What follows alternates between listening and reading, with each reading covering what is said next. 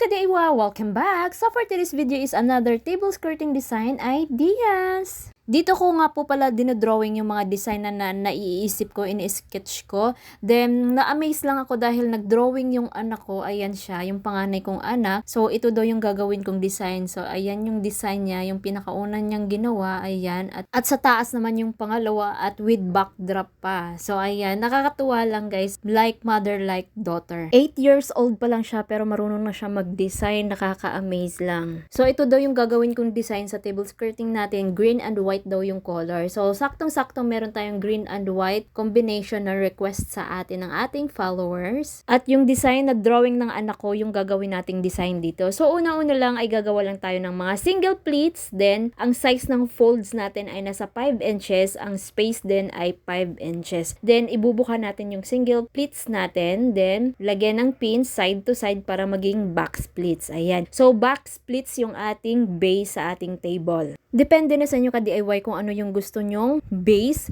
plain ba, knife pleats, or back splits. So, next naman natin gagawin ay maglalagit lang tayo dito sa ating center of the table ng marking. Ayan. Then, magme-measure tayo ng 1 inch sa left, 1 inch sa right. So, meron tayong 2 inches kada marking. Ayan. So, gagawa lang tayo dito ng 5 na marking sa left, 5 marking din sa right. Bale, 10 markings para sa ating diamonds. So, next natin gagawin ay dito tayo sa center magsisimula. Ayan. So, hatiin lang natin yung cloth natin. So, yung gamit kong cloth dito ay half lang ng 60 inches width. Ayan. So, yung pinaggupitan natin ng tela ay tutupiin lang natin ng konti, mga half inch. Ayan. Para hindi makita yung manggas ng ating cloth. Ayan. So, kapag maiksi lang yung cloth nyo, dapat sa center kayo magsimula para ma-balance nyo yung left and the right.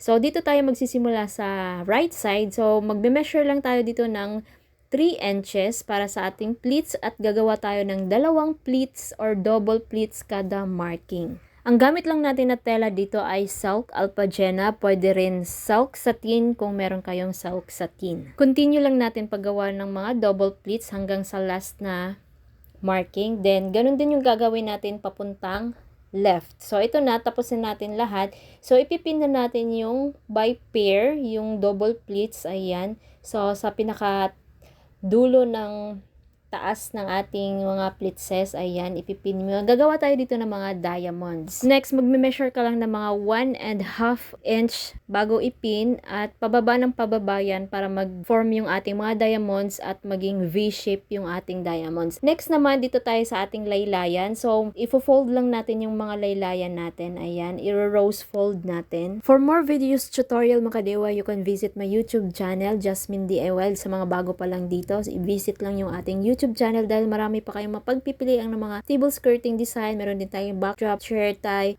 napkin folding at iba pang tutorial. So next naman, tapos na natin na gawa yung ating rose fold pataas. So yung sobrang cloth natin ay isiksik lang natin dun sa ating mga pleatses. Then dito sa side to side ay ipin natin para mas bumuka yung ating mga diamonds. So next naman ay gagawa tayo ng triple folds na pom-pom flower. Ayan. So ang gamit nating cloth dito ay whole na 60 inches width. Ayan. Pwede rin half kung meron kayong half. So, magbe-measure lang tayo ng 4 inches at talian. So, sa gitna tayo nag-start. Then, tatalian natin yung right side. Pagkatapos, dito naman sa left side. Dahil sa center tayo ng cloth nag-umpisa. So, i-alternate nyo lang yung pagtali. Then, buuhin na natin sila pagtaling tatlo. Then, tanggalin na natin yung pinagtalian natin. So, itong ginawa nating pom-pom flower ay ilalagay natin dito sa baba ng ating V-shape diamond. Next, hatakin lang natin yung cloth. Ayan, ipipin natin para makuha natin yung saktong haba ng ating ilalagay na pom-pom flowers. So, pag nalagyan na natin ng pin side to side, so iangat lang natin. Ilagay natin muna sa top of the table. Then, i-plits-plits lang natin itong mga cloth natin, yung kulay white. Ayan. Then, pagkatapos natin ma-plits, kung maayos na natin, lalagyan na natin siya ng mga pins. Ayan. Ayan. So, ito na yung magiging itsura niya. Pagkatapos natin magawa nagawa dito sa left side, ganun din yung gagawin natin sa right side. So, ito na, nagawa na natin yung sa right side. Ayan. Pagkatapos nyan, ibaba na natin yung ating pom-pom flowers. Ayan. Baba na natin. Next naman, ilabas na natin yung mga rose fold sa ating diamonds. Next naman, yung mga sobrang cloth sa white ay itatago lang natin, i-roll lang natin at ipin natin dun sa may pleats. Then, dito naman sa ating triple folds na pom-pom flower ay ibubuka lang natin. Yan. Next naman, dahil nakayuko yung flower natin, so dito tayo sa pinakadulo ng ating